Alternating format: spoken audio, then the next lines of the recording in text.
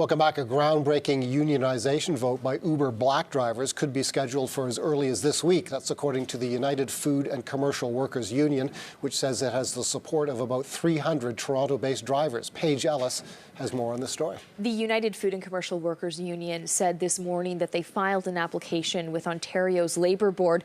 And as you point out, they say a certification vote could take place as early as Friday. Now, if the vote happens and indeed they do decide to unionize, they vote to unionize, that would be pretty groundbreaking because that would mean that they become the first ride-sharing workers in this country to unionize. There are a few issues and reasons why some Uber Black drivers, 300 or so, are pushing for unionization. They want better pay, including guaranteed hourly wages.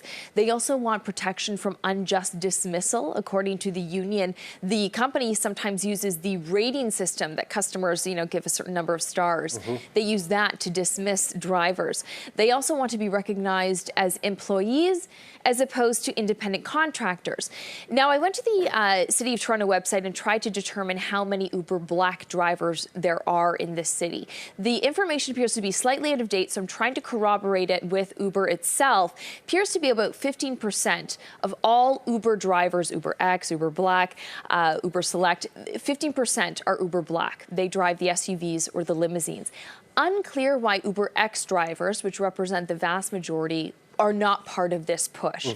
But there will be several hurdles for this group to overcome, including the fact that Uber has said repeatedly in multiple jurisdictions they fought tooth and nail to maintain driver status as independent contractors, justifying it as, the drivers want flexibility, they can use other apps, they can use Lyft, for example, in addition to Uber. So I've sought comment for all the principles on this. You said during the break, Rob, that in Winnipeg, you reminded us, no Uber yet in Winnipeg. How do people feel about it? I'm sure the taxi drivers love it in Winnipeg. They do, yeah. The taxi drivers have a strong lobby in Winnipeg, and I feel like banging my head on the wall when I think that we don't have Uber yet in Winnipeg. It's got to be one of the only cities left that we don't have it. So never mind Union, we just want Uber in Winnipeg. Like, we just want it to come. It's not there yet. I know Vancouver, I think, are either getting it now or it's just coming on board, I believe. And I mean, it's extremely convenient, you're right, but the taxi drivers would suffer, obviously.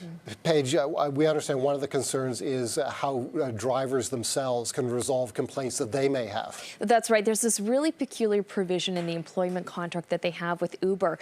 If they have a complaint, their ultimate recourse is to go to Amsterdam in the Netherlands to settle some complaints. So I was speaking to Stuart Rudner, who's a labor lawyer. He indicated that arbitration process costs upwards of $14,000 US. That's just for the arbitration process, doesn't count lawyer fees and travel fees.